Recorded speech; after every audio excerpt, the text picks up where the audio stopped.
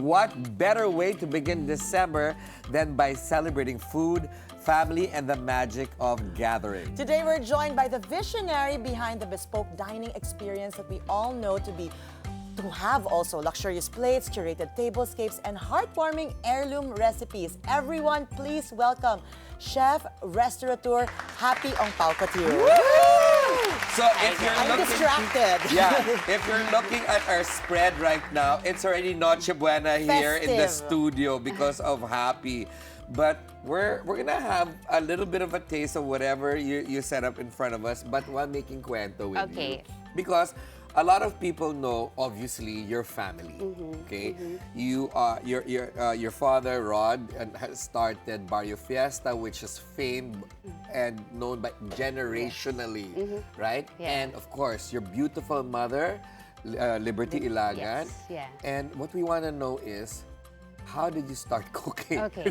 So actually, it was my Lola who started Barrio Fiesta. It was your Lola? Yes, Mama Chit started Tita Barrio Chit, yeah. Fiesta. And then it was the children who grew it. Okay. So back in the 60s, my dad and his siblings individually owned branches and grew it. So I think Barrio Fiesta was one of the first Filipino chain of restaurants around, right? Correct. That's why the name recall is very strong. Yes. So I grew up in that industry. I literally breathe food. Yes, it's So, in your genes. It's in my But I'll genes. give you Yeah. a little fact. Okay. Do you know I did a summer job in Barrio Fiesta in San Really? Francisco? Oh my God. As what? As Well, what? that's so you. Waiter. Really? But we were not paid. Sorry, Yeah. you were fed crispy pata, I'm sure. Crispy pata. Yes, That's all we yes, wanted. yeah. You know, your name always is synonym to being this is for me, like curation queen. You always Thank know how to you. curate so well. Just Yes. look at this spread.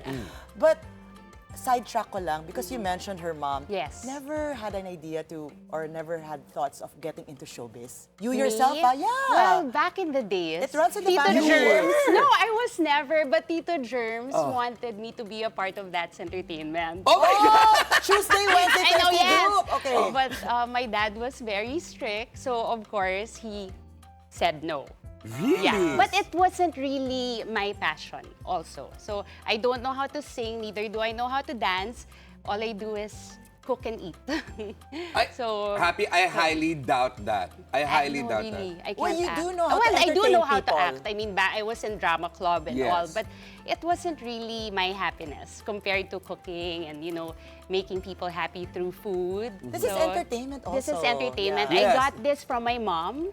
So back in the days in Antipolo, Yes, I Ferdy remember, used to visit us. Yes. Because we're, Oh my we're, gosh. I used to we've be been fed. friends since childhood. Yes, So yes. my mom would entertain a lot, and she would also collect silverwares and plates. So that's where I got the love for entertaining. I will not Yes. forget one time, child, we went to one of their lakeside houses. In Caliraya. In yes. Caliraya, and Tita Liberty had a floating piano room. Yeah.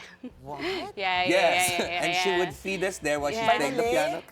Yes. On the Okay. lake, yeah, that would make us It was go around. Yeah, float Wow. around the lake. Yeah, those were the fun days That's how during you our youth. entertain. Yeah. Well, Yeah. my parents, yes, yeah. Did you study culinary arts? Yes, I went to Assumption for college, and then I did further studies in CIA, Culinary Institute of Poughkeepsie? America, in Napa. In So Napa? it's San- literally yeah. chef happy. Yes. Yes, chef, but more than a chef, I feel I'm more a restaurateur because I love creating concepts. Ask her how many restaurants. Okay, because I said serial entrepreneur, name all of them. Okay, so I have 24 branches all over Lang? Lang. the Philippines. So I started with World Tops, but it's no longer around. But that was actually my first concept. share that. Yeah, I so remember that. Back in the days, my dad wanted me to work for the family. My dad, again, aside from Barrio Fiesta, he also developed other concepts. I think I was mana with him because his creativity is something that I really admire. So he also owns Singing Cooks and Waiters, Yes. Bakan at Manukan, Isdaan. So I grew up in that kind of world, and although I didn't want to work for him, so you know this, Ferdy, my first restaurant, I had to do it behind his back. Pero syempre, my mom, secret! my mom kind of Yeah. knew, but my mom was like, bahala ka, do what you want. But I didn't have money, so I maxed out my credit card and bought like furniture from here and there. It was a small hole in a wall in Quezon City, World Tops. Yes. And in 6 months, I was able to pay my card Dad. bills. And my dad was like, okay, it's up to you, do your thing. And I was able to grow it through savings. Pero medyo mataas yung credit limit. Hindi. Hindi kasi sa How many Divisoria zeros? lahat. I mean, I'm very kuripot. Yeah, because so, people, yeah. you look very social and you are social. Oh, my God. So people, now I am they're going to be not. surprised. She goes to No, Divisoria. I go to Divisoria. My staff knows. I mean, they know that I go to the market and I enjoy it. I mean, these are simple things in life that I really enjoy Yeah, that's why I doing. said that you're so Yeah. good. Queen of curation. You can Well, use that now. Queen of curation because no Nah. matter how much the price is, you tend to elevate it extra. Well, I try. Going back to your Yeah. babies. Okay, 24. so I have different concepts. So I started with World Tops, but because I can't really sell rice toppings for high price, I Yeah. had to reconceptualize, and then I opened other concepts. So I own Pamana. So Pamana is a legacy restaurant. As you can see with the name, so these are recipes na naman ako from my lola and relatives. Chick Ongpauco. Yeah, that I made my own. So I elevated it Like and what? made my own. A lot of things. So I have the 3-way adobo. So this adobo is My cooked God. 3 ways. One by my lola, next by my dad, and then my version in one dish. What So, about your kare-kare? Kare-kare is there, but I have other, I have the Barrio Fiesta kare-kare, but the Pamana kare-kare is made of cashew instead of the regular peanuts. Oh my Yeah, God. my food in Pamana is amazing, actually. I mean, know. That's why I don't go. believe you. Because I'll gain weight. Yeah. But you so- know, from being an entrepreneur and all of it, because it takes time to, and a lot of guts to go in the restaurant Yes, it business. does. And of course, you're a mom also. Yes, yes. And a wife. How do you Yes. balance all of that happy? I mean, in a week you have like yeah. what, 20 catering gigs? Actually, imagine I have 4 boys. Mm-hmm. So I have 4 kids, right? And I run 24. 5, including your husband. Yeah, I mean that's the Plus 24. Yeah, Plus 24 And- restaurants. Yeah, plus the Oh. 20 He's gonna and- kill me. Heidi. So yeah, and then wait. Aside from that, I'll go on first with Sure, the sure, yeah, of so, course. So aside from Pamana, I also have Chocolateria. So Chocolateria is an artisanal cafe. Everything is infused with cacao. Why my did I come gosh. up with this? Because the Philippines is an amazing. We have an amazing cacao flavor. I mean, True. This is yeah, industry, World class. the cacao industry This is is the world baterol class. like yeah, that, okay. so but it is not a dessert place. This is an artisanal cafe. So we have savory dishes as well. And then I have lechon at the grid and prime. Gusto ko yun, social Yeah, lechon. this is, yeah, Lechon. lechon kasi the concept is a social undocs. Nako. So, People is are it gonna okay? say, no, but I mean, I love undocs. Yeah. Not, The but- bosses are gonna say, aba, may lechon pala tong si Happy. Nahihingi yes. kami ng You have lechon. to try it because with lechon, I use Filipino flavors, but I marry it with French techniques in Yeah, cooking. I've tried it in the grid. So, It's this big, right? With the yeah. tray. So, But this is coming from your heritage or heirloom recipes. No, these are mine na. Personal the concepts others, na. yeah. So, And then I have Dear Happy. Correct. That's my newest dessert bar. So Correct. that's why it's called Dear Happy. It's a love letter to dessert lovers. Ang dami. So I love playing with concepts. And then I have my Happy Home. So I have a home store which was out of the pandemic Right. when I had to close all my restaurants and I needed to We're provide seeing it jobs right now. Oh, for the that's people. why. Yeah, So- you just mentioned that. What I want to know, because every time I'm at a dinner curated by Mm-hmm. you've got the best plates. Yes. From Hermes They're to all- Limoges to... Yeah. Is well, this a collection that you're obsessing Actually, with? it was a collection that I was obsessed with, honestly. But I was so guilty because back in the days, whenever I'd travel, women would, fill their luggage up with bags and clothes and all. Mine, ang laman, plates and I'm a witness. silverware. I'm a so witness. Oh my God, the fragile sticker always on your exactly, luggage. Always. But then, it's such a... I felt guilty because it was very expensive. So to justify that guilt, I conceptualized private dining by Happy Concept Group. So that's actually how my catering company You was turned born. it into a business. Yes, I turned it into a business. That way, I'm not sinning. Right. Buying too It's much. paying for Yes, itself. it's paid for itself. I can continue to buy and enjoy what I like. And at the same time, it's helping people, giving jobs, generating Kumikita. income. Yeah. Yes. So But that's Happy, how I want to came ask, I in. mean, as a consummate businesswoman, what challenges did you face when, you're you started operating all these businesses? You know, first I was lucky because again I come from a family of restaurateurs. So the name recall was fast. So I really am grateful to my dad for that. I mean, they have a very good reputation in the food industry. Although I wanted to carve my own path, so I put up Happy Concept Group. But I think my challenges were not as challenging because of that, because I was guided through and through. Thank you for that honesty, no? That Yes. I always had that privilege. But even so, I'm sure, as an entrepreneur, you've gone through all of these businesses. There should be one that really made an impact. You know, I'm lucky because my team is great. They're there. Shout out to Anna. Shout out to Anna, My Randy, and the favorite. rest of my team from Happy Concept Group. I started out with in World Tops, I had like 12 employees. Now I have 400 plus. Wow.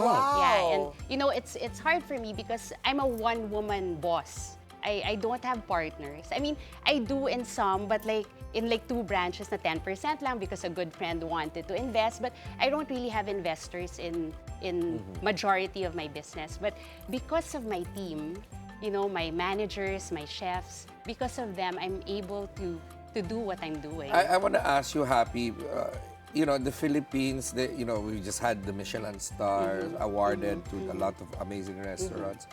How do you feel about the restaurant scene in the Philippines now? Are we kulang? Are we over? What are your you know, thoughts? I think we're doing great. I mean, I see all these new amazing chefs, up and coming young entrepreneurs out there who's full of creative juices as well, and they're doing a good job. I mean, What about pushing Filipino cuisine globally? Do you think we're kulang pa?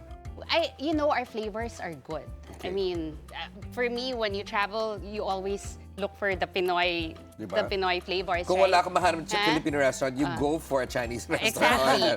But it's presentation. Okay. So it's really the presentation. If we work on how we plate our food, which is happening now locally. And that's where you diba? actually Yeah. come in. Well, yes, that's where I come in. Although my love for cooking is really more like this, bountiful. I mean, I do a lot of degustation for my private dining, but I enjoy the feast more. Okay, so you think that Filipino cuisine can be pushed further in the global scene if we definitely. plate it properly? Yes, definitely. And we Presentation. are seeing that A now. presented Yeah. rather than plate. Yeah, and we are seeing it now with all the new restaurants. The young Yeah, are the doing young, it. yeah, they Correct. do that. So it's amazing. Okay, And Happy, I'm- there's no doubt that you can do anything. But Thank you. what is the Happy Ongpauco signature? Because I grew up reading you in magazines. I know that you're a great entrepreneur. So what is the signature for you?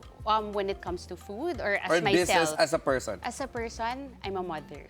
Wow. first and foremost. Yes, that's it. For me, priority is family. And Oh, my the boys are friends, there. yes, my friends, I mean, Ferdy would know that. I mean, I attend events, but by 5:45, you won't see me anymore. I'm out. She's Lola like that. Yes, I'm home. I have to be there for dinner. I make my kids sleep. Up to this day, my 8-year-old, I make him sleep. So this is something that people don't know about me. But this is also the reason why my growth, I mean, I know I do have a lot of branches, but I know I can do more. I mean, you know, I'm feisty that way. But because I have to prioritize family, I'm taking it slow. And she's magaling. Hindi mo halata that she's left already. You think she's still Yeah. there. But let's talk about the food here. Okay. Kasi you mentioned dinner, but of Yes. course this is lunch. What do we have? What have you prepared? So now these are specialties of my private dining. So this is a this is a 16-hour roast Thank beef you. that we make. 16? Yeah, this is a favorite, and this one is our porchetta. It's also a favorite. So I also prepared some bite-sized hors d'oeuvres right there. So these are celebratory dishes. Yes, celebratory, and it melts in the mouth. So again, I think as a chef, I'm known for cooking food from the heart. Okay, wow. Like Okay, the so mother that you are. like the mother that I am. You cook food from the heart that makes you happy. Exactly. You like It makes other people happy. So Yes. that's the goal. So it's really making people happy. Do you go to the catering events I yourself? do. I try my best, especially if I'm asked to go. Does it come with a But package? It, Get to it see does. Happy? But then, if it's on a weekend, my clients know that I can't because weekends are for family. unless it's like super important and That's so challenging. amazing, that huh? But you know, let me tell you, because in her in-laws, they're a big family also, Yes. and every Sunday. You guys have different family Yes, tokas, right? yes, yeah. And they get excited when it's you. When it's my turn, Because yeah. how many dishes do you put well, out? because with my private dining, so in my restaurants, these are like concepts that I copy-paste myself. I mean, I develop it and I grow it. But private dining is my playground. So when I travel the world, I make sure to study, go to attend a cooking class, buy all the platewares they have to, create that concept and there. So that's why people get excited when I cater because it's always by concept. So talking about your travels, what's one country that's exotic enough that you haven't been to but want to go to? Africa. And what cuisine will you learn from them? African, yeah. I mean, particular Ethiopia yeah, or Kenya? all kinds. So I mean, my goal is to have one African cuisine with the different kinds of places in Africa. Yeah, they're like specializing in us. that. They're like Yes. masos and Yes, they like things yes, spicy yes, also. yeah. Because So of I the think climate. Filipinos will And like game that meat. also. Game meat. Do you do that, crocodile? No, nah. Okay, speaking about game meat, meaning mga crocodile, mga antelope. Okay, for things like this, it's gonna be hard. Yes. Is there a favorite? Can we play favorites? Favorites? Among all the dishes that Me? you've created, is there one that you really stick by to and You know really what? I'm love? super matakaw. I love everything. Same! Yeah, Oh. I mean, I enjoy little things. I mean, I enjoy flavors. What I means a enjoy lot to you among all that you've prepared? What means Yeah, a the lot? dish. The Yeah, dish? which particular dish? It's so hard. A lot of them. But what means a lot to me would be those that I learned from my lola. That, I love that because yeah. we're gonna take a break in a little bit, but before we take a break, what I want to ask you is, how do you calm down a nervous host? Be charming. Be charming. Yeah. Be like happy. Be charming. All right. I mean, and also just be there for them. Make them feel that you're here to solve their problems. I love that. True to your name. Right, Happy. but we're gonna get back to that because we're moving to the next segment. Okay. That's just the beginning of our December celebration with Chef Happy. When the Daily Dish returns, she'll show us how she brings the holiday to life as she creates a tablescape and centerpiece right here on the set. Don't go away, the Daily Dish will be right back. Okay. We've heard your journey, and of course now let's shift to holiday talks because after all, Christmas is just 24 Oh my gosh, 24 soon. days away, and I'm sure this is something that we will all need when we do our handaan. Yes, because what is a feast without decor? Yes. It's flat, di ba? Of course. Is that something you believe in? Well, me, when I host or when I cater, I try to touch the 5 senses. Which are? Sight, Okay, smell. So, syempre, when you enter a party, Ano it smell? has to look good so Ako that smell. it excites your Yes, guests. yes. And then the smell from the kitchen. And then the taste, which is the food. Of course, you need music. And I love the list it. goes on. It's like So, with your house. That's, yes. Okay, so what do we have here, So Happy? this is my favorite tablescape for Christmas. I love using sustainable things. So I love putting fruits into my decor because you can eat it. So Yes. it's not a waste. Unlike, having flowers, Correct. it lasts a Just day or couple of- two yes. and then that's it. And plus, you also Yes. buy faux decor so that you can use it over and over Well, again. actually, for my private dining, I really don't. But All because fresh. no, all fresh. I believe in fresh flowers. The impact is still different Of when course, you use of fresh. course. But for Christmas, we want to use these wreaths. Okay. Right? And what I do, all my old decors from the Christmas tree, I save this Okay. to use it the next year for my table. When On do the you change table. colors every year? Well, I try to. What's your theme this year? Stars. Stars. Paroles on my tree. Okay. Yeah, so I use it on the table. And yes, sometimes you have chips and marks. So I just color it. I paint it back. So natuto ka it na, becomes... child. I'm just yeah, listening because and it's so ready. expensive to keep buying, right? So Yes. don't throw away your old Christmas decors. I because you can actually use love it, Happy, that you do high and low, and then take it really high and elevate you. it. Well, so I you try, mix it. yeah. These are all accessible. These Let's are talk all- about it. Yeah, so this one, what I do, so you have a wreath like this, and then, so it's like that. So these are old decors from my old Christmas tree. Those that fall off after that a fall off, year, and then yeah. you just paint it. Yes. And then I add fruits. But Again, then you turn it into a flat decor? no, or... you put candles in the middle. Okay, so this is yeah, for the so table. these are for the table. So Okay. you lay it on in the middle of your table and then put candles. Okay, okay. And then I add grapes. Grapes, okay. Yeah. Why Real grapes? But edible actually, grapes. not only grapes, I also use apples. Apple. I know, I've been so holding this. apples, and you put the barbecue stick on Okay. it to keep it Okay. standing or to put it in place. So that's what I do. So you just insert it. You know, there's no right or wrong when you're creating a tablescape. Your guests will feel Pero the wrong love. siya. Hindi. No, right Kaya or to. wrong nga eh. Ayan, no, na-shoot niya ng tama. Just Okay. make sure to hide the sticks. Okay. Okay? And then you can do this while I do this. So you can just insert Okay, the I apples will. on this side and then add the little berries also. So it has to be... And how long will this last? Oh, For this example, the one? guests don't touch it because it's too pretty. How long will the fruits last? The fruits will last you three days, 4 days, And the right? grape, I know the apples, you can repurpose it Yeah, obviously for a lot of definitely. different Like things. for this other tablescape that we're doing, I love this as well. So it's my Your apple topiaries. Christmas tree. So And it again, smells so nice. Yeah, It's real. You know, I buy this from Dangwa. I love it. Yeah, so I I love love Dangwa. going to the flower market. It's so cheap there. it Yeah, It's it real. is. And, Oh my and gosh, when I it do is my real. private dining, I charge my tablescape at cost. Okay, I wow. don't, because you know how I want it to be so beautiful that I don't na add profit to it. Ang bait Para mo naman. all the... Saint happy. No, it's kasi it's different. The experience of having a beautiful table with good food is different. I mean, Nagagalit si Miss Ana, Ha? yung ano mo, Ano? yung assistant mo kasi sabi, ma'am, paano yung profit? Pag sa private dining, I don't really think of it because it's a passion business absolutely. for me. So here, what we do is we create a Christmas tree made What's of the apples. base? The base is a Floral foam, floral okay. foam that you wet, and then this one are leaves that you can buy in Dangwa. I love it. Wrap it And, around or stick it in? You stick it in. So okay. here, for example, this one, you here. see this? Yes, so you just evergreen. stick it like that. And then you Tapos? just make sure that it forms a Christmas tree.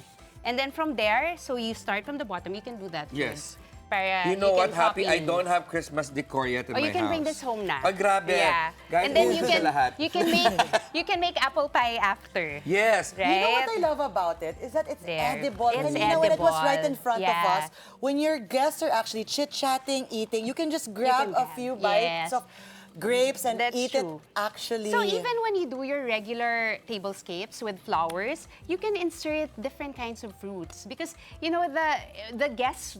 I mean, they don't only eat it during the party, but they can bring it home as well. So it's very sustainable. It's not a waste of money. You can take it home. You can take it home. They can Yes. Sharon it. You can take it home and enjoy it at home. When So did you there, when oh. did you figure out that you have a love for decoration? You know, since I was young, kasi diba my mom would do this. Yes. So I watch her entertain. I watch her set up the table. Was she also over the top when she would decorate? My mom, you know naman my mom. Yes. Yes, she was. Yeah. My mom was, I mean, she's an artist. Eh. Yes. Diba? She was an actress, so she has that artist blood in her. And it was really shown through her tablescapes as well. Aside from Christmas, Happy, what's your favorite season to decorate a table? A table, all seasons. You know, for me, creating memories around the dining table is long-lasting. Get it? So it's something that our children would talk about in Yes. the years It's memory, to it's come. memory really building. memories. It's memory building. So Okay, wait. there's no particular Before season. things start to change, I want to show our friends who are enjoying the food that you prepared with a tablescape. No escape. Look who we have here, Guys, ladies behind and the gentlemen. Literally Attorney behind Karen, the scenes. Monique, and only- Mari are eating. Wow, to have Attorney Karen come here happy, that means you really prepared a feast. You know? So look at them enjoying it. And that's what, so good. It's so good, yes. So that's what I think tablescaping is also about. It brings people together. What are your tips when it comes to tablescaping? Because, you know, sometimes people overdo it and you can't seem See to each see. other, correct. Exactly. And chit-chat, how do you do it? When you have high decors like this, make sure it's in between the chairs. Okay. So the people Can see each other. So you Okay. just have to position it properly. But of course, lower decors like this is better. Perfect. But sometimes you want the drama, so you want tall decor. So you just put them in between What the are tables. 5 elements a host or hostess should have in their table setup? You know, for me, that's it. Just think of the five senses. Okay. And from there, try to just apply it because all. you know there's a lot of our viewers there that are like, oh, but Miss Happy is such an expert na, and we don't have this equipment. No, you know, So, I never took up floral arranging or whatever. I never took up that kind of classes. So it's really from the heart. Yes. So if it's from the heart, it shows. Okay. Diba? So there's no right or wrong. I'm trying to There's pull out from my heart Kaya mo what I yan, can kaya do. mo yan. Because when you have friends and family Yeah. coming over, make it personalized, cook something that you know they love, write down their names, put little gifts that you think they'll appreciate. Those are actually great tips. Can we run through it? You Yes, mentioned yeah. put gifts. Yeah, put little gifts, you know, cheap, affordable gifts lang that you buy, like cute stuff that will mimic their personality. Yes. So when they come, they know that everything You was thought well about thought them. of. Yeah. So personalizing. or you know, like one of the things I like doing also, I take photos. I mean, I gather photos of my guests and then put it there in a picture frame instead of a nameplate. Cute. So it's they know the photo, exactly so where they know where to seated. sit, but it's their faces, diba? Yes. So there's so many so things there's no to do. top 5. However, they're gonna ask, okay, we're gonna go try to have a little adventure and go to Divisoria. What's the Okay. best time to go to Divisoria? Oh, for early you? in the morning. Which is? Yeah, when it opens. So, Hindi 6 alam or ni 7, Ferdy what time Divisoria Sorry, go, opens. Let's leave by Okay. 6, be there by 7:30. I know. No, Chal has just made a statement, and my lawyer is here, Attorney Karen Jimeno, and I'm she just left going to na. say that is wrong because I'm a Divisoria king. Oh, what time does it open? It's open the whole day actually, but if you want In the certain morning. flowers, That's Yeah. in you have to go to a Dangwa. certain Yeah, time. that's in Dangwa, Yes. yeah. But for Flowers are in Dangwa. evergreens like this, you can come early at 7 p.m. Actually, for the greens, if you go to Dangwa, you go at 4 in the morning. Okay. But what you do when you go, you get the number Yes. of your suke That's what there. I do, and it's not in the store. It's a yeah, pasillo it's in the, lang. and then they can just deliver. You know, it's Defended. easier that way. Then you can make it at home. Okay, diba? Happy. We talked about top, must, and all of the good stuff. What are your frustrations when it comes to entertaining people? Or going to someone's house. Exactly. My frustrations Name when 3. it comes to entertaining, when your guests are late. Ah, Yeah, because Late guests. For me kasi, I love eating food fresh and serving food fresh. So I really take in consideration the time it was cooked and also even with my private dining, yes. I'm So that what's the advice? For example, you invite people to be at your home at 6. When should you serve the food? Actually, you start cooking the day before, like the sauces or the pampalambot if you make your meat. Kasi like us, we stew it for 8 to 15, 16 hours. So really long slow cooking. But the food should be ready at least an hour before, not too But far when back. do you serve? You serve it after you chit-chat. Siyempre, you don't man feed them right Kasi away. di ba, Pinoy is always late. Traffic pa pag Always late, December. traffic. So you start first with the hors Pika. d'oeuvres and the pika-pika. And then, pag Pinoy, syempre gutom agad, straight sa Correct, dining correct. table. So it Ubos- really ubos na depends. table ubos. decor. Yeah. Okay, Yeah. second frustration or ines when second- it comes to people who or guests. Actually, I don't have any also. Just one. Just Late lang. late lang. Late lang. That's it. But I just enjoy doing it. I enjoy hosting at home. I enjoy planning for my clients as if it's my own party. Right, So right. so private dining by Happy Concept Group is really a passion business. What about the alcohol? Because you're going to be serving obviously wine, champagne, Yes, whatever yeah. it is. How do you temper that to make sure that the experience of everyone is Well- not because sometimes some of our guests, they didn't eat, they're late, they get excited, stressed, they start drinking, and Yes. sometimes it changes the vibe. Actually, there's also no right or wrong. There are no rules. It depends on your guests. Just don't Yeah. invite them. No guests na lang. Okay. guests. Actually, speaking about guests, number of guests. Okay. Oftentimes when we have our house parties, which Yes, Filipinos yes. also love to do, we either go over the count and we bring etiquette. Should we bring a guest, an extra one? Actually, Do if you- RSVP? How you does it? need to RSVP. That's one It's thing so Pinoys important. don't do. Pinoys don't. So as a Yeah. host, you make them kulit. It's our job yes. not to It's our follow job not to up. ask, hey, are you coming? And then, as a guest, it's your job to also see if you Yeah, have a because friend I like with to you. entertain, but I always tell them, you know, I've reserved a seat for you. Yes, Let me know if you have any allergens or what Yes. kind of food you prefer. Exactly. So, Yeah, and if they're so- gonna say that, and there's a polite way of saying it. If may I bring another guest? But yeah. what I usually say, and I'm gonna ask you what you say, is unfortunately, perhaps a next dinner, that person is welcome. But for now, all seats are taken. How would you tell them that? Me, I always welcome She'll just say, extra yes, friends. Sure. Yeah, so Ferdy, take me, next time she invites, Hindi. when I cook at home, it's always bountiful. So I have Correct. extra for my guests to take We don't have to go to her Yeah. house. We just tell si Ana, ano isa Sharon dyan. Or even with my private dining, it's the same. It's actually I have extra food all the time. Okay, there's big talk also about celebrating, but also still being on a budget these holidays. So what would you give us from low, minimal budget to like super expensive? What are the trends right now? Actually, again, there's no right or wrong when Yes, it comes to budgeting. But that's why the tablescape comes in. Even if your food is not that expensive or abundant, if you have a beautiful It table, fills it up. May it sasabihin fills it sana up. ako, baka ano tayo, No, mabash. pero wait. Mabashing. No, wait. Okay, what? Pero here, I mean, tablescape naman, it also doesn't need to be expensive. Pwede kayo kumuha ng mga leaves sa labas and be creative and make it look beautiful. And then put candle holders. So, there is a budget. I'm not saying it, kasi when you say it's not expensive, it depends, di ba, on the person. But you can True. create a budget, or you can be creative. You know, my kids, when they entertain at home, what they do, cartolina, and they draw faces. Oh, You know, very cute, they are very personalized, personalized, yeah. na it doesn't need to be mahal. So, kayang-kaya yan. You just need to be creative. There's something in your head, Ferdy. Yeah. There Ferdy, is, what and is it? Go. I'm trying to be. Share. I'm trying to be. Behave? I'm trying to behave. So I'm not gonna say it.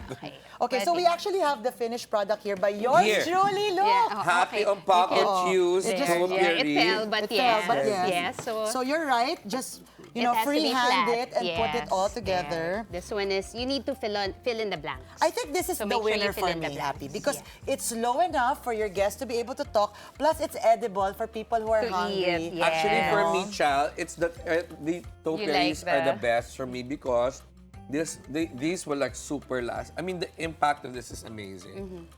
This And I love the evergreen scent. Yeah.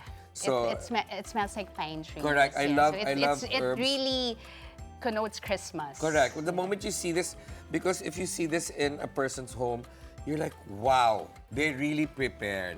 This And is that's the- what you want. Happy, you've given us wonderful ideas. Why don't you share with our guests who are preparing and actually scrambling for the holidays, just your last few tips for all of them? You know, The happy way, yeah? The happy way, cook from the heart. Cook from the heart, be happy. I know it's stressful to, prepare for family and friends, so do plan in advance. It's not Yeah. stressful if you're there. Yeah, You call George, her. just hire me. Anytime, private dining by Happy Concept Room. But thank you so much Thank for you the so tips. much. Thank you. These are also. super helpful, and and the food. We can talk about this for hours, but unfortunately we don't have to. So Enough thank you so time. much for Thank joining you us, Chef also. Restaurateur. My dear friend, happy and talk with you. We wish you and your family a merry, merry Christmas. Thank you for having me.